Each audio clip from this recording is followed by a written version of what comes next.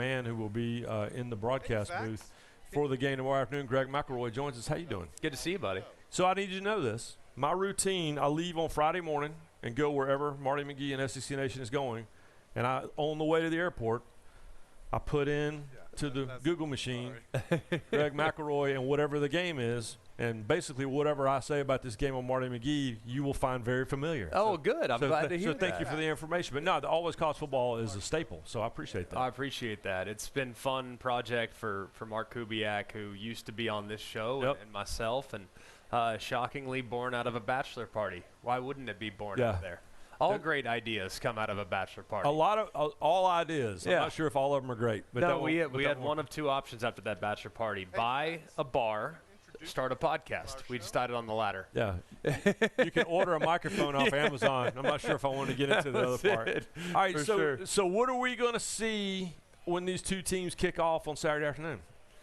It's going to be awesome. I got to be honest with you. Watching Oklahoma this year, it's probably been one of the more delightful watches, frankly. Had high expectations coming in. I was going back through looking at some of my preseason tiers for the SEC, and I got Oklahoma at 5th, which was pretty dang good. But still a step behind that of the top 4 coming into the year, the Texas, Bama, Georgia, and LSU. I think right now you'd be hard-pressed to find a team that you'd least like to play than Oklahoma, because I think they have a lot of avenues to success and a lot of avenues to victory. So I have been thoroughly impressed with what we've seen from them defensively, and then the revelation that we've now seen offensively has been amazing. Mateer's incredible.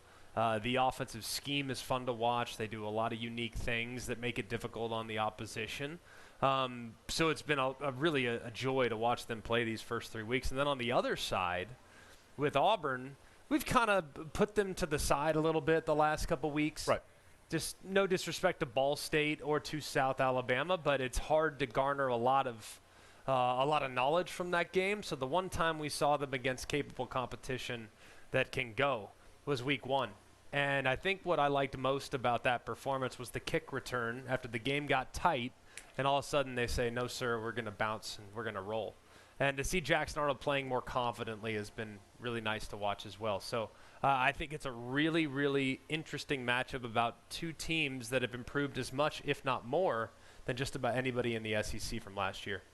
So we are sitting on the campus of the University of Oklahoma, and this is Jalen Hurts, and this is Baker Mayfield, and this is, this campus has always been in the middle of transfers, even before transfers were a thing.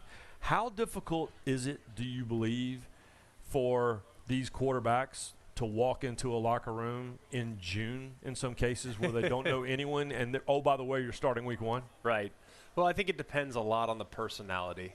And talking to Brent Venables and his staff, and frankly kind of getting to know Mateer a little bit over the last couple of years and kind of being exposed to him a couple times, you could sense that he's got a bit of a gravitational pull. He's just kind of a dude. Yeah. You know what I mean? Yeah. Like, he's a guy that, and I thought Ben Arbuckle kind of summed it up beautifully. He could go have a conversation with that wall over there, and the wall would like him. Yeah. You know, I think that's well he's said. A good teammate. He's a good teammate, and he's a guy that just has a certain level of moxie and juice, and you just know he's going to make everyone around him better.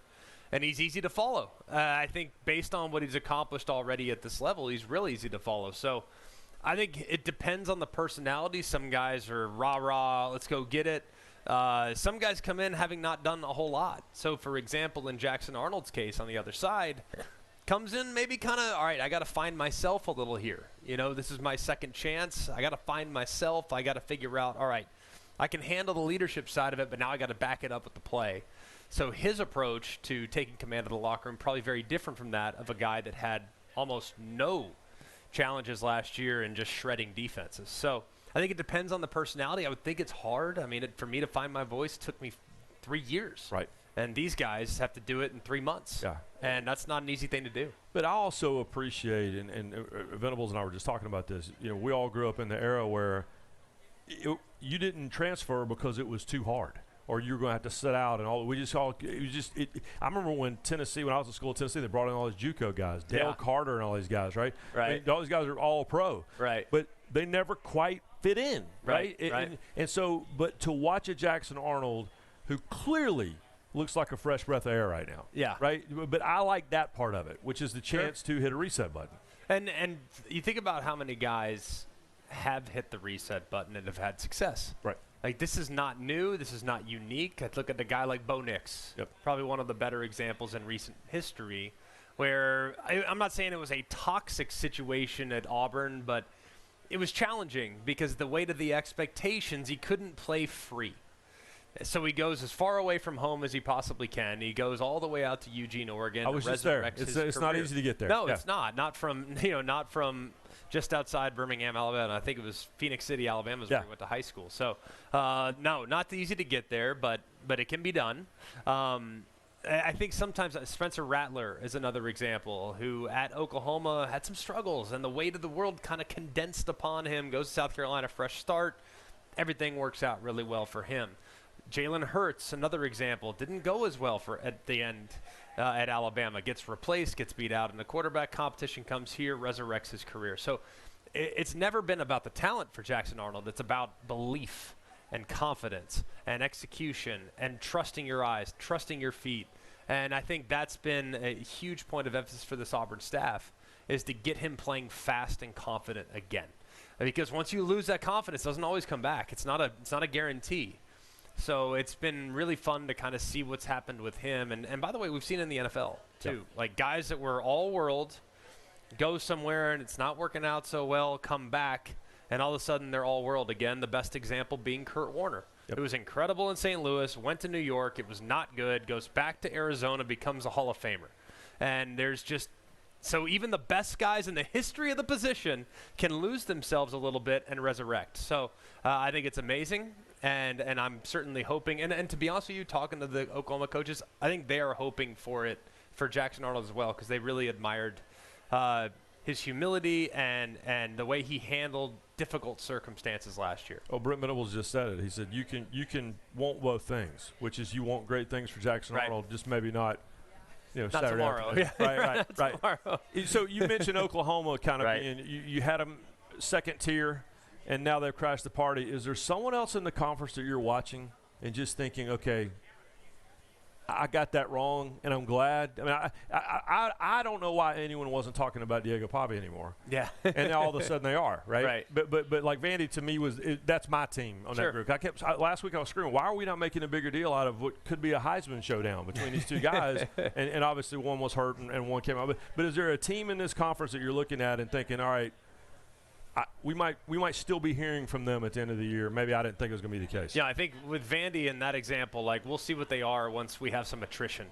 Like, in this league, you're going to have attrition. Guys are going to get banged up. And last year, once they started to experience that attrition, bottom fell out. Right? So we'll see with them. I'm still in wait-and-see mode. I still kind of view them through the lens of a spoiler, more so than a legitimate contender at this point. But I'm open to be proven wrong. The team that's probably changed my opinion the most so far this year is Tennessee.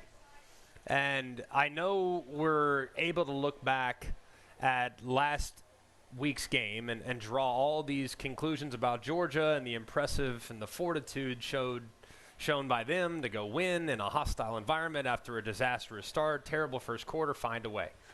But the things that I was concerned about with Tennessee were the offensive line, the quarterback position. Did they truly have a number one wide receiver?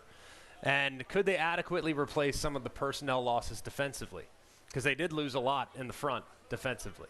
And I think they have passed every test up to this point with flying colors. Now, they didn't finish against Georgia. That's disappointing. They let one get away. But I think the offensive line is no longer a position of concern. I think that's a strength. I think the quarterback is vastly improved from what they had last year. Yep.